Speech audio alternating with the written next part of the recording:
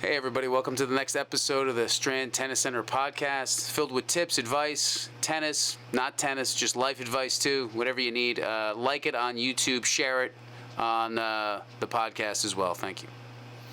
Welcome to the Strand Tennis Center podcast, everybody. We actually have a working office here, so if you hear some clicking or typing in the background, that is the incredible Ruth Ann that is doing her work all the time behind that green screen. Why don't you just pan over to that green screen real quick, Santi, so everybody can see behind the window. We call her the Wizard of Oz. She's always working. So when I pontificate and she doesn't respond, I know I'm onto something. So I'm going to discuss playing and choking. Choking is a big deal, right? People do it a lot, but it's choking is really a crazy thing because they say your brain just works on a different level in the sense of something that becomes second nature. You practice it long enough and you do it long enough. When you choke, you're aware of all those movements. So you become very aware of stuff that is second nature. And when you become very aware of this stuff of second nature, you have a tendency to... What do you need, Reese? Sorry, the clipboard. Clipboard. She needs a clipboard. I don't have it She yet. doesn't have it. We're actually taking attendance as well during this podcast. Kids, come in. So you start to become aware of something that is really second nature robotic. That's what nervousness does. And say something like, where's a great choke? Like if you remember Yana Novotná, who was passed away, which is terrible. Won Wimbledon, but had lost Wimbledon to Steffi Graf. I think she won the first set. I don't know, 6-1. She was up 5-2. Like she was just totally killing her, and then she became aware of the situation. And when you become aware of the situation, that's what happens. You start to lose that second nature ability where you don't even think about things. So things that are like, so they did a test. They can do a test, and this is in a lot of different books too. You can do a test about if you have something that's rote in your body, you can do something else at the same time. But if it's not rote in your body, you can't do the other thing, and that's the issue. So Yana Novotná was up 5-2 and lost the match because you become aware of the situation. And Rafa's great book, it's just called Rafa. The year before he won Wimbledon, he had match points, I forget where it was, and he said he literally, instead of being in his process, became aware of the situation and said, I'm going to win Wimbledon, and then he lost. And he double faulted and basically choked on a smaller level. You can choke on a larger level or a smaller level, but that's a pretty big situation, but you can choke and just play a terrible match the whole time and the whole situation gets you. Everyone experiences nervousness, and I think the best way to combat that is to get into the process, right? That's why players do rituals and all these ticks and things. Rituals being they bounce the ball at the same time, they touch their shirt at the same time, they do all these things so they stay in the process.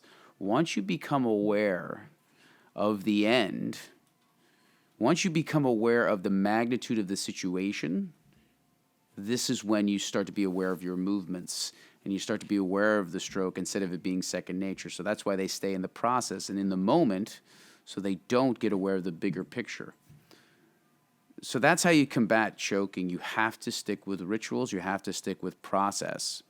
And you can imagine, and there's twofold way of not choking. You can get prepared before the match with visualization. There's a lot of visualization techniques, breathing techniques you can do. Imagining the perfect match, imagining shaking your partner's hand after you've won the match, imagining the perfect forehand. You can do all that before the match. You can't do it during the match because then you're not in the present moment. So the way to prepare, obviously, physically, get loose, get warmed up, but we're on the mental side here. You must visualize the perfect match, the perfect forehand, the perfect hit. Ending of the match, they say, again, just imagine shaking the opponent's hand after you've won the match. Then when you get into the match, you have to get caught into your rituals. You have to bounce the ball at the same time. You have to grab the strings, look down. You have to tie your shoes whenever you tie them. You really have to. Rituals are huge to stay away from choking, and that's why people do it. And that's why players are really OCD. That's why players, even superstitious wise, will And that's why they said, Borg kind of retired. He was like 26, 27, and his brain exploded because he would do the same thing every day and the same process to stay focused. But at one point, your brain just can't handle it. And there was a moment, and this is a whole other side note I go on to it. He was so focused on his process that he was like, listen, I need 6 months off. But the problem with the USTA and the ATP at that point was they were like, all right, well, you're going to lose all these points and you're going to have to requalify. Instead of letting Borg get a break, he was like, forget it, I'm not coming back then. So that's a whole other thing. But this is why, to me, success is like finite, right? It could be 10 years or 12 years on that level. Because you have to have such a laser focus, such a routine. Nothing gets in the way of it. I remember Sampras needed, he'd sleep 11 hours a night and he couldn't, total darkness and blah, blah, blah. Like, you can't, these guys, it's on another level of focus. But take, again, I think a lot of this podcast is taking 60 or 80% of that or 40%, right? Is not saying, I have to be this. But if I can do 40% of what they're doing, I'll be pretty successful because I'm not trying to win Wimbledon. Maybe I'm just trying to win my club tournament. Maybe I'm just trying to be better at work. Maybe I'm just trying to be a better athlete or be in better shape. So most of it is just being in better shape, right? So being healthy. So make sure you do 60% of a crazy focus. Like we were talking about David Goggins' last podcast, right? Do 60% of him. That guy's insane, right? You can't run 100 miles.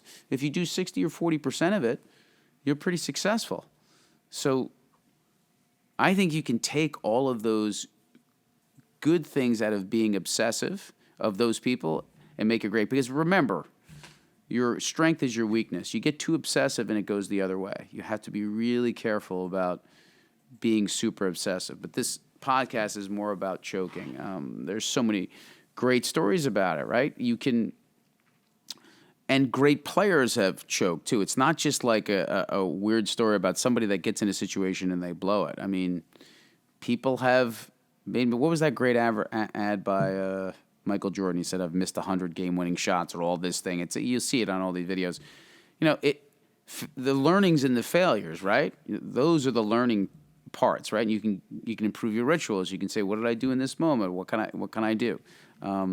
So the biggest way to combat choking is visualize before, and then have a ritual of a process before during the match. So when I played, I would bounce the ball 4 times, take a breath, and then the second. I should know this. It's amazing I haven't played a match. And then the second serve was 5 times. Take a breath. And then I would touch this shirt, I would touch the wrist and all that. Yeah, but I wish I could. I used to write them down, but it was so long ago before you played. But those have to be very specific, your rituals, because if you're not connected to them, you're just lost. And there's no intent then. You have no intent to win. The rituals gives you an intent to win too. I remember going to a Princeton, I was coaching a girl from Princeton, and we went to the match, and they were playing Rutgers, and you went out there. And you have to suspend belief. Even if Rutgers is supposed to lose, those girls went out there at Rutgers, no, not connected, looking around. They just knew they were going to lose. They felt like they had no shot. Every Princeton kid had an intent to win. They were like, I'm going to focus. I'm going to win. This is what I'm going to do. The Rutgers kids were out there going, I hope I win a point. You could just see the intent by the process. So that process also gives you an intent and gives you the opportunity to choke. How about you just get the opportunity to choke? Because if you don't have that process, you will never have the opportunity to choke a situation. So processes will give you the opportunity to choke. Look at it that way. That is a motivational talk, isn't it? Have a good process so you have the opportunity to choke, Santi, right? But it's very important. If you don't have a belief that you are going to do something or win, you won't do any of those things to get to that process. I mean, if you really are, say you're undermatched or undermanned, this happens all the time. All underdogs win, right? And it's not because the great team chokes. This team will just not believe that they're going to lose. And it doesn't make any sense, right? They should never win. NC State and Houston in basketball, Villanova and Georgetown in basketball in '85, right? They should have never won, right? But those things happen. The hockey, the Olympic hockey team in 1980, right? They should have. But when the belief is strong enough, you can do things that are just out of this world, right? You can do things that don't make any sense. What happens with the placebo effect, right? How come people in wartime, when they get sugar pills and they have to do surgery, don't feel any pain? Why is that? Because people convince them or believe them that those pills are effective and that they're really getting something.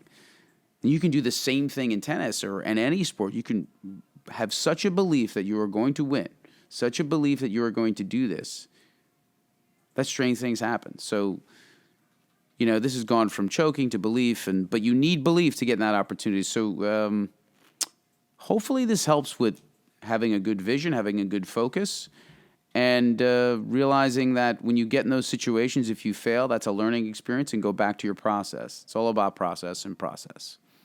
Santi, ever choke in a situation? All the time. All the time? Come on, give me an example. Well, I had rituals. Okay. Yeah. Yeah, come on. Explain the ritual.